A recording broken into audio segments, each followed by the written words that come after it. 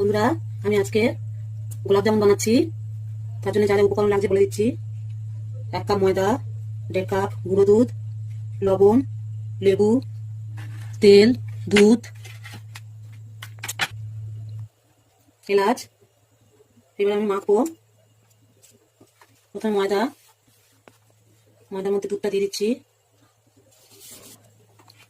সামান্য লবণ দিচ্ছি, বাটারটা দিয়ে দিচ্ছি, দিয়ে ভালো করে মাখছি।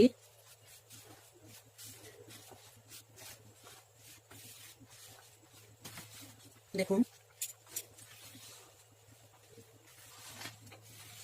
এরকম ঢেলার মতো হবে, তখন ভাবতে হয়ে গেছে। এবার অল্প অল্প দুধ দিয়ে মাখবো।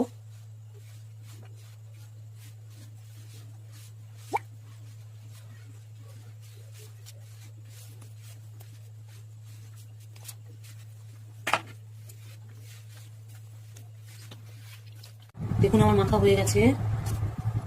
আমি 10 মিনিটের জন্য রেখে দিচ্ছি ঢাকনা দিয়ে। 10 মিনিট পরে ফিরে আসছি। ফিরে এলাম। এবার এটাকে আমি গোল গোল করে গোলাপ জামুন বানাবো। গোল লম্বা যে যেভাবে করতে পারেন।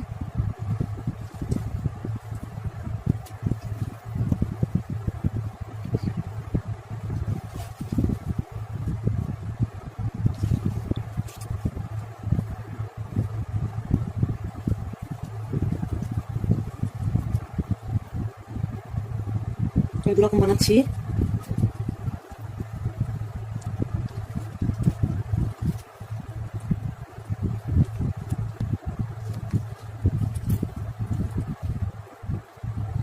দেখুন কেমন হচ্ছে।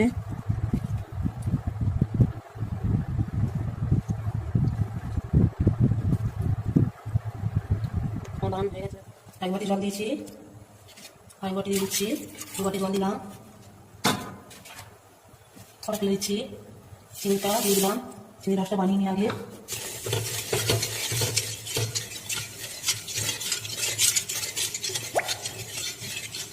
লেবু দিয়ে দিচ্ছি, গাঢ় যাতে না হয়ে যায়। দেখুন আমার চিনি শিরা হয়ে গেছে। লো হিটে তেলে দেবো এটাকে। দেখুন তেল আমার কিন্তু সেভাবে গরম হয়নি।